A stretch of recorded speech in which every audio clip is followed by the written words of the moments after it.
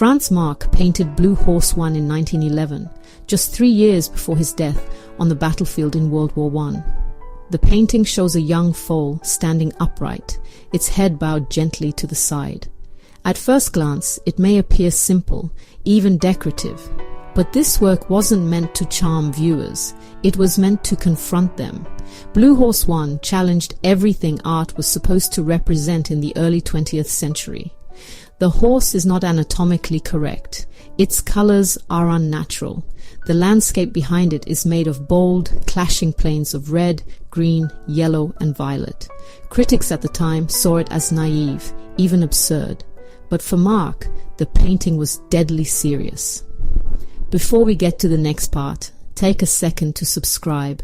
There's a lot more to explore in our upcoming videos. Franz Marc was born in 1880 in Munich. He was trained in classical painting, he studied anatomy and made detailed animal sketches. But he quickly grew disillusioned with realism. In his view, traditional art had become detached from the natural world.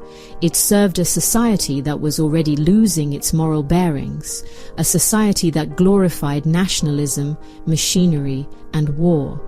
Marc was searching for something else. He found it in animals. He believed animals had a kind of spiritual purity that humans had lost. They existed in harmony with nature, without the violence or self-deception of modern life. By painting animals, Marc hoped to restore that lost sense of unity, not through accurate depiction, but through color, emotion, and form. This is where Blue Horse 1 begins to make sense. The foal doesn't belong to any known species. Its light blue coat blends into the rolling hills behind it. Its posture is soft, reflective, inward. Marc isn't asking us to look at a horse. He is asking us to feel something through it.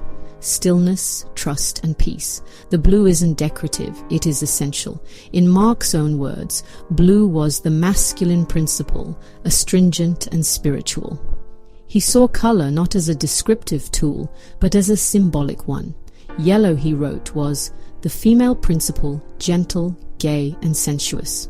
Red was matter, brutal, and heavy, something to be overcome. The palette of Blue Horse 1 reflects this philosophy directly. The foal is blue, spiritual. The hills around it pulse with yellow. Red appears, but it is confined to the background. Its aggression is distant, almost smothered by the calm. The painting was created in the same year that Marc co-founded the Blue Rider Group with Wassily Kandinsky. Their aim wasn't to create a unified style, it was to explore the spiritual potential of art. Blue Horse 1 became a kind of emblem for that idea, a rejection of surface realism in favor of internal truth. At the time, this was considered radical.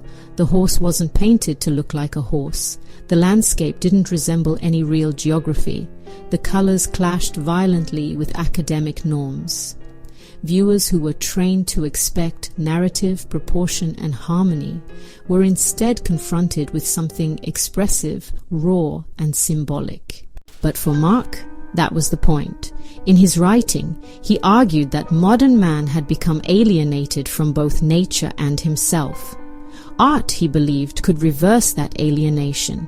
It could reconnect people to their instincts, to their inner lives, and to the deeper rhythms of the natural world. Horses, in particular, appeared again and again in his work. They were creatures of strength, movement, and grace, but also, in Marc's view, of innocence. By painting a horse in shades of blue, he wasn't simply making an aesthetic decision, he was expressing a worldview. In Blue Horse 1, there is no menace, no machinery, no human figure. There is only a calm, otherworldly creature surrounded by soft hills and wide space. For Marc, this was not an escape, it was a statement. The world as it existed was heading toward disaster. The world he painted was the world he hoped for. Marc's later works, especially during the war, would take on darker tones.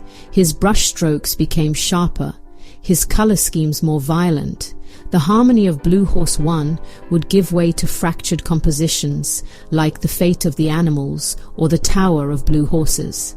But this painting remains one of the clearest expressions of his original vision, a belief in the spiritual purity of nature and the power of art to make that purity visible. Today, Blue Horse 1 is one of the most widely reproduced works in German Expressionism. It appears in textbooks, museum shops, even children's books. But that popularity sometimes disguises its radical origin. The painting was not made to comfort, it was made to resist. It resisted realism, it resisted conformity, and in its own way, it resisted the dehumanization that Marx saw creeping into modern life. Through the eyes of a blue foal, he offered an alternative. That is what gives the painting its lasting power. Not just the softness of the figure or the vividness of the color, but the clarity of the question it poses. What would the world look like if we saw it through a gentler gaze? If you're into artists who push boundaries, you're in the right place. Subscribe and stick around for more fascinating stories about the art world. Thank you for watching.